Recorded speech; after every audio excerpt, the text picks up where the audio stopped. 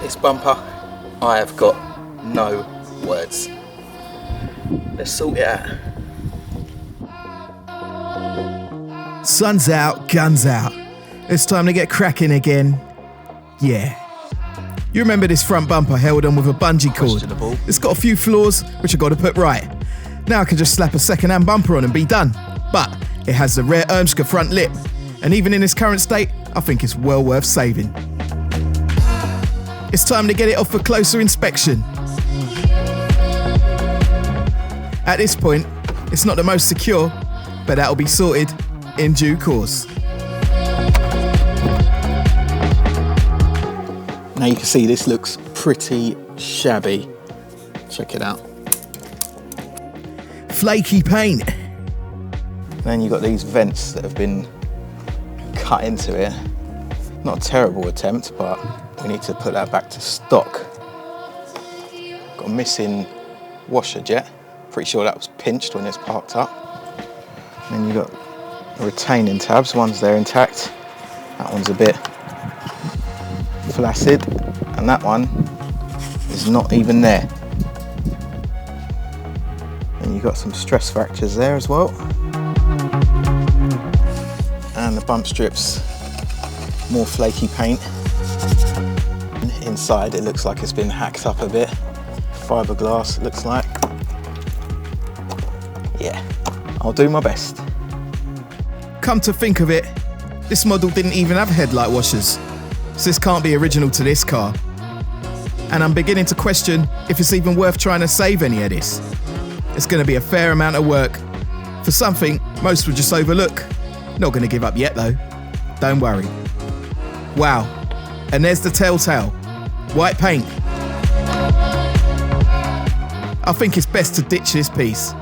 All the strength of it is lost, and it's not worth trying to patch up. Onwards. Back to this flaky thing. Every last bit of paint has to come off, as it didn't really take to the piece nicely. The easiest way I found was to use a blade and get underneath it. You can see the primer looks kind of smooth, so either it was that, or it was left too long before top coat. This hole, I get it, but I need to fill it up. So I'm going to use a bit of plastic, weld it in, and hopefully it's seamless. To make the perfect size plug for the holes, I've got to make a template. Art Attack vibes. You've got to get crafty with it. It's the only cost-effective way.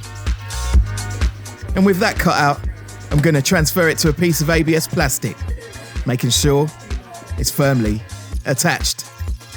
Then I can scribe, lay down some blue fine line tape so I can actually see it, and then commence the chop chop. Oi oi! See if it fits. Okay. It'll go, but you can see there, that's sticking up. So we have to heat it up, bend it, and then we can weld it in. Sweet.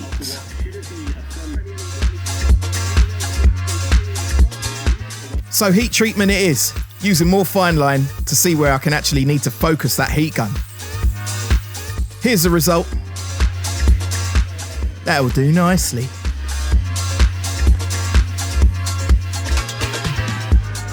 Now you've seen me do this before.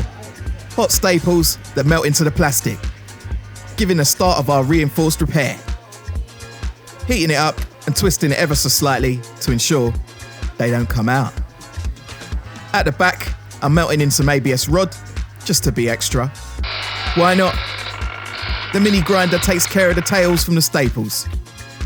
Hold up though, one more step, and that's to add some fiberglass. So I'll save time, cut a load of this fibre strand in advance. Then it's a case of mixing up some resin, and then on to saturating our repair and placing the mat on top and saturating that too. I think I built up about 3 layers here. Stinky business. Look.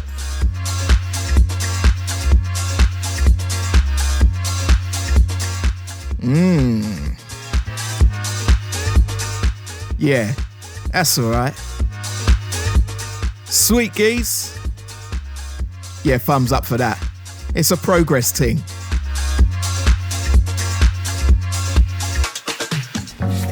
All right. Now this is big boy plastic flexible filler, so it won't crack if the plastic flexes.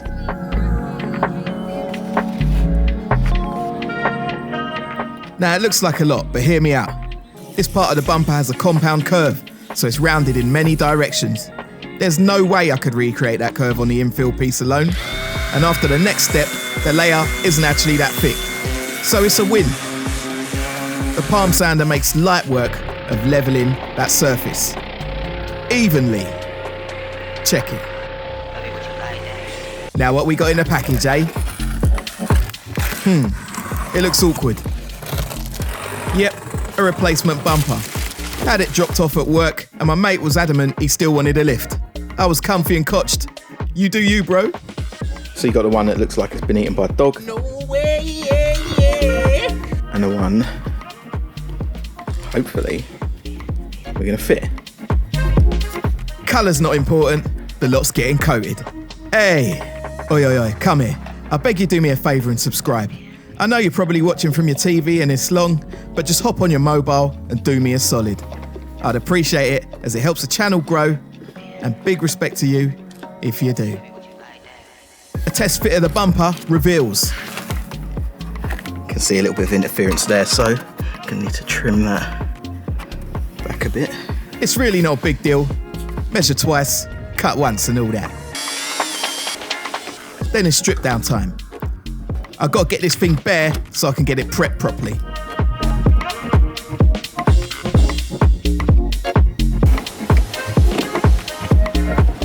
A rinse off with some soap and water ensures I don't sand any silicones or grease into the surface, because that will potentially ruin our paint finish. So here we go. Scuffing all surfaces that are going to be visible.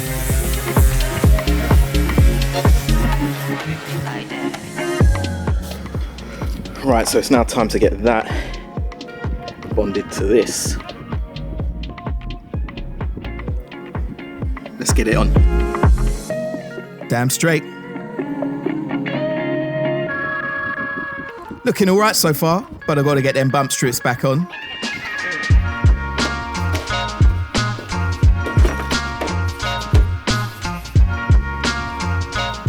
I'm going to test that front lip before committing to bonding it on. It ain't too taxing, to be fair. But here's why I can't glue it on. Look at that gap. So with a few tech screws, that'll hold it whilst the glue goes off.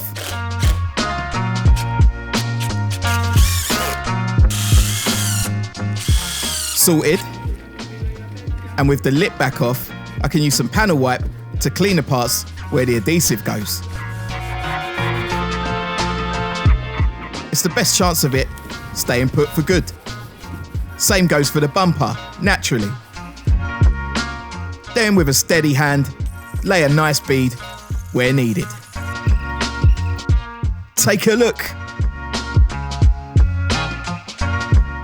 These were all the spots it made direct contact.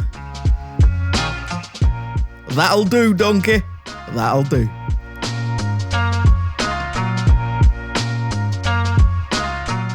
Now I'm going to carefully lower it onto the bumper. I don't want to risk getting adhesive somewhere it shouldn't be. Back in with them screws. Now inevitably, some of that adhesive will squish out.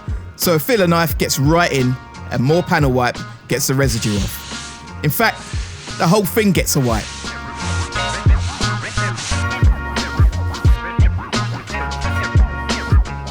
And this stuff will help the primer stick to the plastic without flaking off. Even though I'm using a plastic primer, I'm not taking any chances. So let's be generous.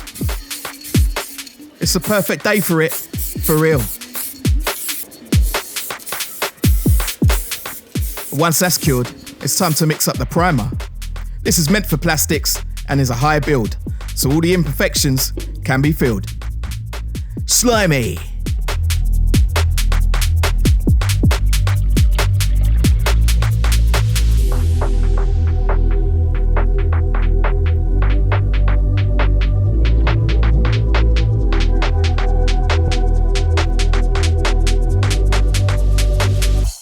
Let's go.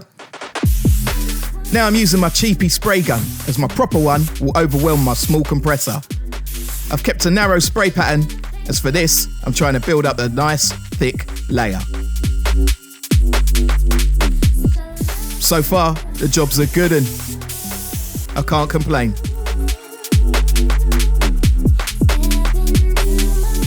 This thing's starting to look normal again, and it's about time. I did 2 coats in the end, making sure to get in those awkward areas.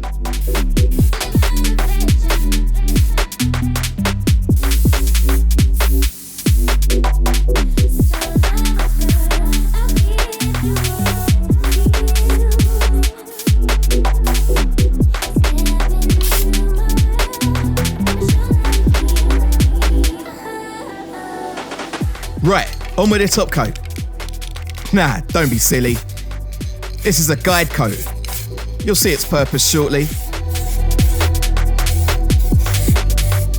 I'm gonna cover the lot. For now, enjoy the stone aesthetic. This wouldn't be necessary on an off-the-shelf bumper, but as I've been at it with all sorts, it's more of an extra step to ensure I get a flat finish.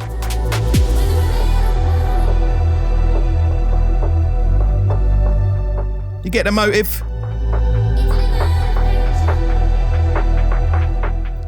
So you can see this guide coat, so that's so I can see whether there's any high or lows in the filler work I've done. So I need to sand that down and give it another prime after. Time to sand it flat. I try to use a crisscross pattern to ensure I don't create any low spots by going in one direction for too long.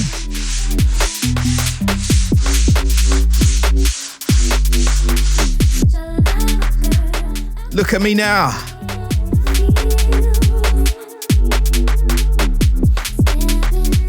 A close up on some of these lows and pinholes. Inevitable when working with filler. Right, so here we are back in the kitchen because it's too cold outside. So, I've rubbed it down and you can see the guide coat, it will expose low spots like here, where the guide coat is still remaining and everywhere else is flattened off. This was a high spot, it's gone back through the primer, so we'll spot that back in obviously. But what we need to do next is get some stopper, or knife and putty they sometimes call it, fill in all these little pinholes and such, and then we can prime it again, flatten it off, and get some base coat on there, followed by lacquer. Check out the pinholes and the lows. I use dolphin glaze as it goes on pretty smooth, dries quick, and is easy to sand. I'm going to do my best to be thorough and get every troublesome spot. It ain't easy in this light. And now that's done. My radio timed up nicely. And you're blessed with it, then yeah, let's go! Couldn't have said it better. Flattening down the putty, and I like to do this dry, as primer has a tendency to absorb moisture. I don't need that upsetting whatever I put on top. So after that, I spotted back in with some adhesive promoter and then primed it again. You can see why these body shops charge a lot. It's labour intensive. So it's time for the base coat now. Spraying with a wider pattern this time to get better coverage. I don't need the layers to be thick, otherwise I'd be asking for a run to occur. I don't want it. Patiently laying it down. I did 3 layers in total.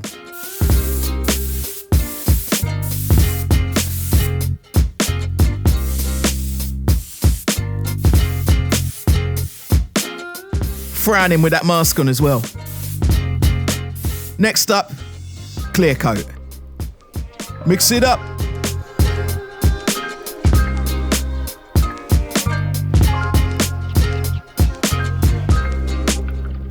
Last chance for prep, so I got a tack cloth to pull off any lint or dust that landed in the base coat. Then I laid down 2 coats. It's still not quite warm enough to be doing this, but I've got time constraints. You'll see the result of this further on. It went on super smooth though, I'll tell you that.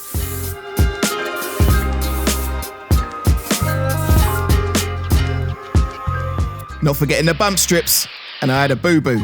The trigger stuck open on my gun, and then the compressor lost pressure. Nightmare. It meant a whole load of lacquer went on and caused runs.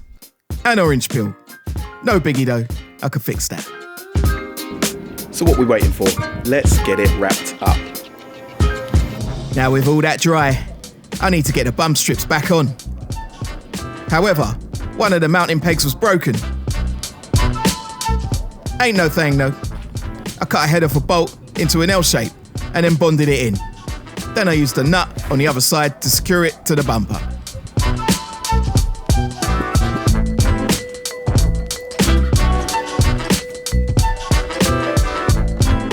You see it? Nice.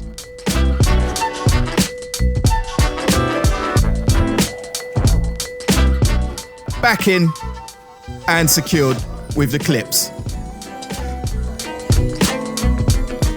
All the trimmings slot back in where they belong.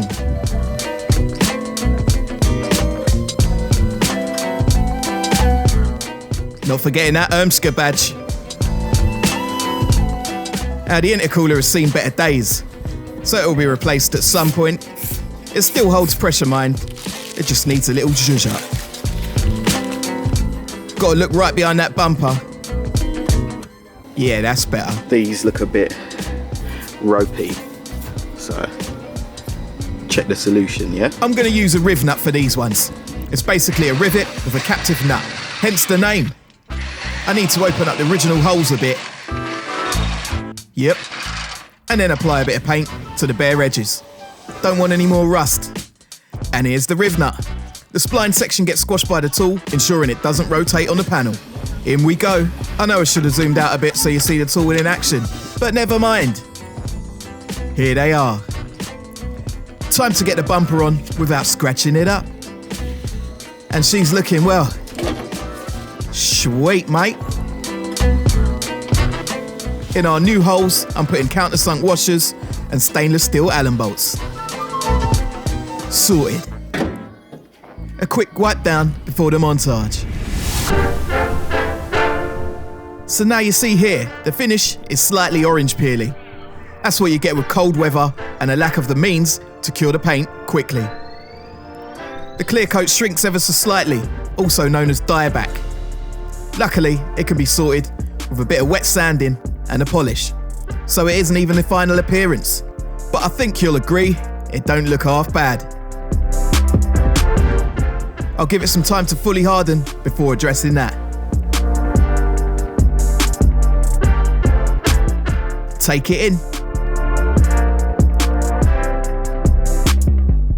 Before and after. Not bad at all, but the next bit is going to be mechanical again. Specifically, it's wheel bearing. I couldn't even see outside, so I came back inside. Anyway, I appreciate you locking in for this one. Stay tuned for the next. It's Things on Wheels. Bless up.